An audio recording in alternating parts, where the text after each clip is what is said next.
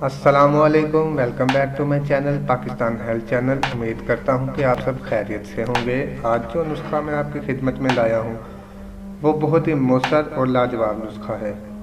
आज मैं आपको हजूर सल्लल्लाहु अलैहि वसल्लम की एक ऐसी ग़िज़ा के बारे में बताऊँगा जिसे आप सल्लल्लाहु अलैहि वसल्लम बड़े शौक़ से तनावल फरमाते थे, और ये बात अहादीस मुबारका से साबित है, और वो खुराक है तलकीना।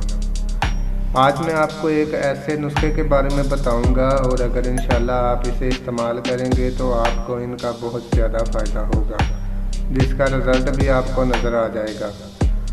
तो दोस्तों, वीडियो शुरू करने से पहले हमारे चैनल पाकिस्तान हेल्थ चैनल को ज़रूर सब्सक्राइब करें और साथ ही बेल आइकन के बटन को प्रेस कर दें, ताकि आपको हमारी आने वाली वीडियोज़ का नोटिफिकेशन मिलता रहे। तो चलते हैं आज की वीडियो की जानिब।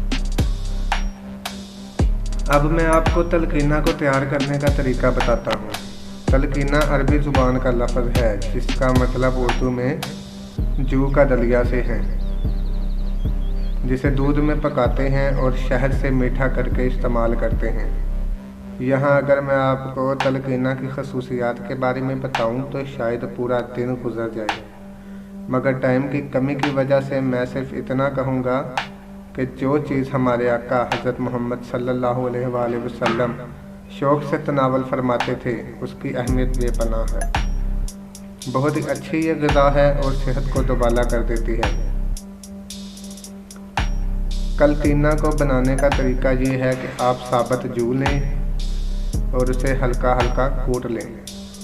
अब आपने करना ये है कि आपने एक साफ़ प्याली में कूटी हुई जू को अच्छी तरह धोकर डाल लेना है। इसके बाद आपने इसमें एक गिलास दूध मिक्स कर लेना है। इसके बाद आपने इस बर्तन को चूल्हे पर हल्की आंच पर रख देना है, और फिर आपने इसको उस वक्त तक पकाना है जब तक जू गल ना जाए। जब ये सही तरह पक जाएगा, गल जाएगा, इसके बाद आपने इसे एक प्याले में निकाल लेना है। इसके बाद आपने इसमें शहद मिक्स कर लेना है। शहद आपने 1 चम्मच लेना है या हस्बे जायका शहद आपने इसमें डाल लेना है, और शहद को जू के दलिए में अच्छी तरह मिक्स कर लेना है।